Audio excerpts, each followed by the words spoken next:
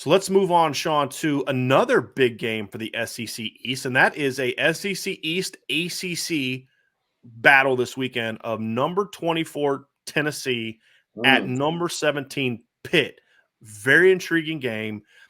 Pitt went on the road last year and beat Tennessee 41-34 in what was a very entertaining game. We are going to see a interesting game this year, Sean. I'm going to let you go first on this one, kind of talking about how you see this game playing out. Do you have your score prediction for this one, or do you need me? I took Tennessee 31-27. Correct.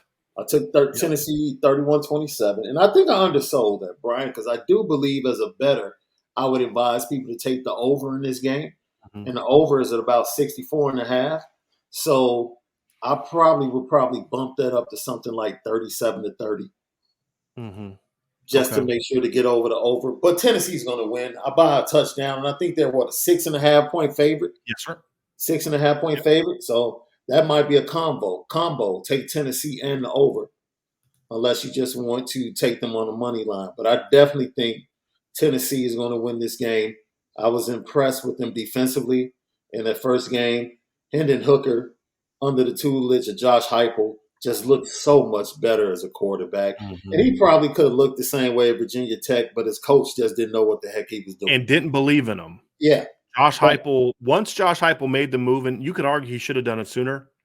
He went with the big arm kid, Joe Milton, at the beginning, and I get it. Every quarterback coach in the world sees a 6'5" kid with a cannon, and they're like, no, I can coach that up. I can coach that up. Nope. But once he did go with Hendon, he let him go. Yeah. So, okay, you're our guy now. Let's roll. And he took the handcuffs off of him, which Justin Fuente never did. And the kid, like, oh, okay. Now I see why they always won every time he ever got on the field of Virginia Tech. Because he can play. He's a leader. You could just see it. The command he had, the eyes were on him in the huddle. The guys played for him. And he has some playmakers now. They added some playmakers through the transfer portal, recruiting.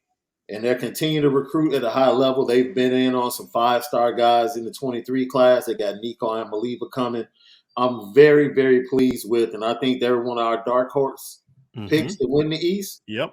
To battle for sure. Yeah. For sure. If it was basically like if a team's going to challenge Georgia, who would it be? Yeah. And it was between Tennessee and Florida, maybe Kentucky.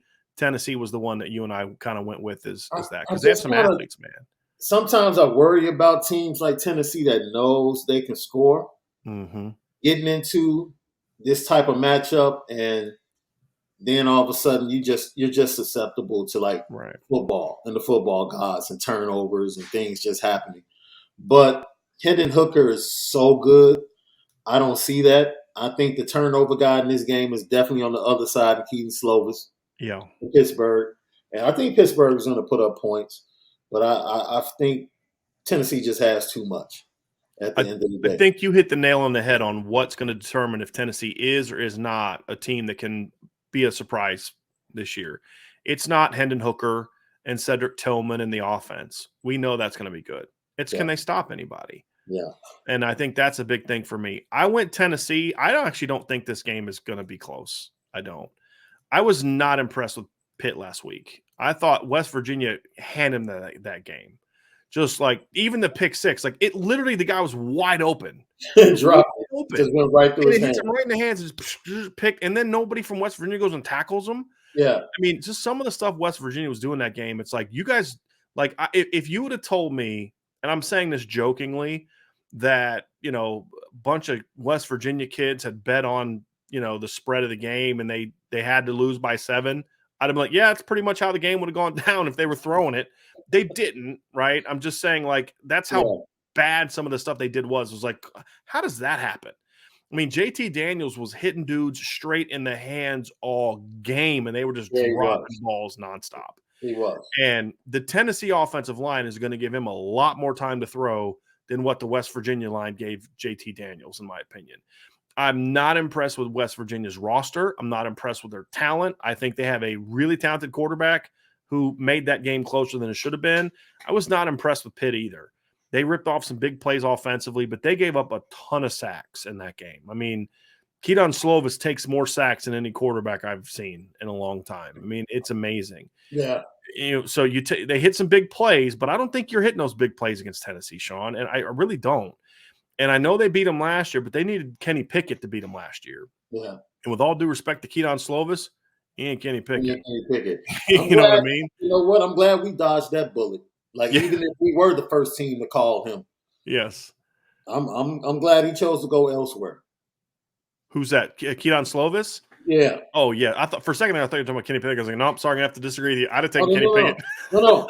You know, the story came out, Yes, Keaton Keaton, Slovis said correct. that Notre Dame was the Correct. first call he got as soon as he entered the portal. And it's Correct. like, well, we dodged that one. But they weren't trying to bring him in to be the starter, just to kind of come in and battle. So, but yeah, I'm not impressed by them. I picked actually a 34-16. I picked Tennessee to win 34-16. That was my pick for this game. Okay. I really, you know, I'm just not blown away with Pitt's talent. And I just, you know, I could be wrong. I could end up looking like a non-believer and all that kind of stuff. It's just, they lost too much. Now, I did like the aggressiveness of their defense, but again, I think they took advantage of a really bad West Virginia offensive line. They did not impress me at all. Even though they have a young tackle that I love, Wyatt Milam, very talented young kid. He's just young. Yeah. I don't think this game's going to be overly competitive. And I know it's at Pitt, but I just think Tennessee's a better team. And here's the thing about playing Pitt. They don't really have a big home field advantage because their crowd is usually small. Still, yeah. Right? It's an NFL stadium. It's not their stadium. It's not like there's a bunch of Pitt stuff everywhere, right? It's their crowds are never that good. I mean, they don't even sell out when Notre Dame comes to town. And there's a ton of Notre Dame people in Pittsburgh. And it's usually gets louder for Notre Dame when I see them play Pitt than it does Notre Dame, than it does for the home team Pitt. So I think there's going to be a lot of Tennessee fans in the stands. It's going to be a pretty neutral crowd, in my opinion. Mm-hmm. And I think Tennessee's going to win because I think Tennessee's defense is the key. They're going to be better. Yeah. They're not going to be great, but they're going to be better. And I just think they're going to take advantage of it. And they did a good job slowing down my Ball State's run game. Now, it shouldn't be too hard. Ball State shouldn't run on you, but they did what they're supposed to do. And so I'm going with Tennessee in this game. And it's going to be a tough loss for the ACC, which is why some people are picking Wake Forest to get beat by Vanderbilt. I don't see that happening, especially if Sam Hartman plays. I don't see them. No, I'm sorry. They give up 31 points to Elon. Okay. Hey, I love the fighting Clark Lees, but yes. But could you imagine how bad of a week it would be for the ACC if Vanderbilt beats Wake Forest and Tennessee beats Pitt? Your two best teams in the league last year both lost to teams that were like middle of the road to bottom of your conference. Yeah. You know, that would be bad. But I don't see Vanderbilt beating Wake Forest. I could be wrong, but I just don't see it.